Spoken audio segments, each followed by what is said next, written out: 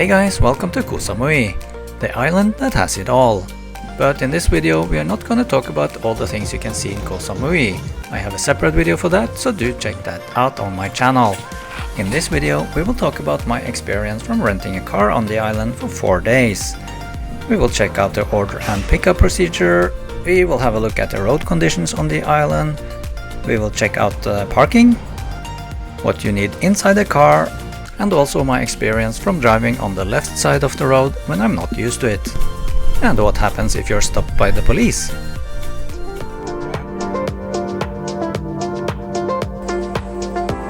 So, picking up the car at Samui Airport is quite easy.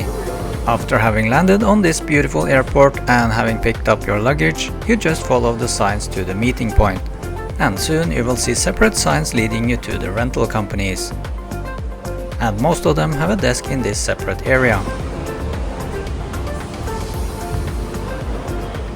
So, I had booked a Toyota Yaris at 6th Car Rental, and I booked this car because I wanted a small car that was easy to park. I also had included all the insurance I could get because I didn't really want to go around worrying about everything.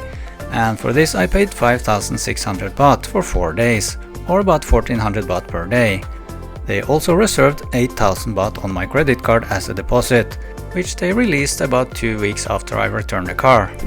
And although they didn't actually ask for it before I asked them if they needed it, it is required to have an international driver's license when driving in Thailand. So don't forget to get one of those before you arrive. So when I arrived, they were actually out of Toyota Yarises, so I was upgraded to a Toyota Altis. And given that I actually wanted a small car, this wasn't like super positive, but then again the Altis is more comfortable to drive and I got it for the same price, so it was okay, I guess. Okay, you take photo. Yeah, okay. Yeah. Okay. Okay. Okay, inside have key and the parking card. Okay. Parking card for exit and key. And they have USB-C for charging. That's good. What's this? One thing you must think about is what kind of charging possibilities you have in the car. And if you need to bring any adapters so you can connect your phone. Otherwise this looks... You should also bring one of these phone holders so you can mount your phone when you use the navigation. Because you will be very dependent on Google Maps when you navigate around the island.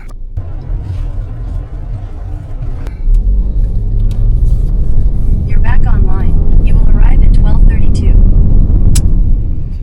Ready for my first drive in my rental. Driving with the wheel on the right side is not what I'm used to, so wish me luck. Yeah, I'm not gonna lie, the first little drive from the airport to my hotel on the left side of the road was a little bit sketchy, but it didn't take long before I got the hang of it. And my conclusion after driving on the left side for 4 days is that it's totally fine if you're a confident driver at home. If you're comfortable parking in tight spots, driving in parking garages, and generally judging distances accurately, you'll be just fine. But if you're not, you might want to think twice about renting a car here. Unless of course you're from the UK, Australia, Japan, or other places that already drive on the wrong side of the road. So, let's then have a look at the road conditions on the island. As you probably know, Koh Samui is a relatively large island. And you can explore it by using the ring road that runs almost all around it. This ring road has very good quality with 4 lanes many places, although the outer lane is normally reserved for motorbikes and other kinds of vehicles.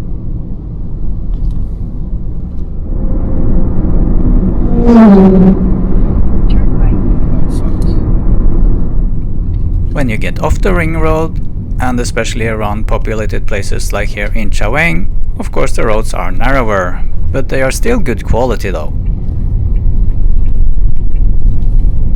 Turn right, then you will arrive at your destination. One thing you might want to note if you're staying at the most busy part of the island, which is Chaweng, is that behind all the resorts in Chaweng there is a main street. And the most busy part of this street is a one-way street. And although it's very quiet here during daytime, in the evening the traffic can get really bad. So you don't really want to get stuck with a car here at that time. And for that reason alone, I actually chose a hotel just outside this little intersection here, because then, if I wanted to drive in the evening, I could just drive up this street instead and then avoid the one-way street. So, Koh Samui also has a relatively large mountainous area in the middle of the island, and this area has quite a lot to offer, but the roads are very different from the rest of the island. Up here, the roads are narrower, and it can get really steep in some areas. Very steep up to the old stone too. The road itself, though, is of quite a good quality.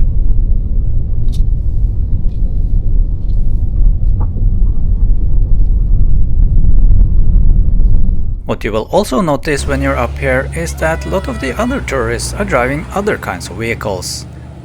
And most of them are on some kind of tour or driving a four-wheel drive.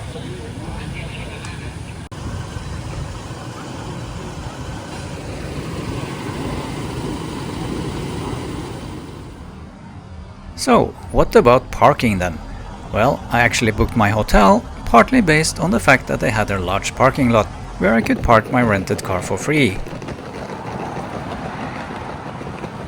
And this slot also came with a very nice guard. Thank you. Parking on the most busy streets though, like here in Chaweng Main Street, is not very easy. But as soon as you get out of the most populous areas, parking is not really any problem, like here at the Nam Muang waterfall. Nos problemos a todos. And here at overlap stone number 1. And at overlap stone number 2. So managed to park the car in the end. So finally found a little parking space here. And when you're in the middle of nowhere, just park by the road. So let's go explore. And just a tip, if you want to visit the Friday night market in Fisherman's Village, there's actually quite a large parking lot right next to the night market. And I was told to get here at the latest 5 o'clock on a Friday evening, which I did, and at that time it was getting quite full, so I think this was a good tip. So, what then do you do if you're stopped by the police? Well, I must admit I had kind of been hoping for this because I really wanted to show them my international driver's license, so they couldn't give me a fine of 2,000 baht. Yep.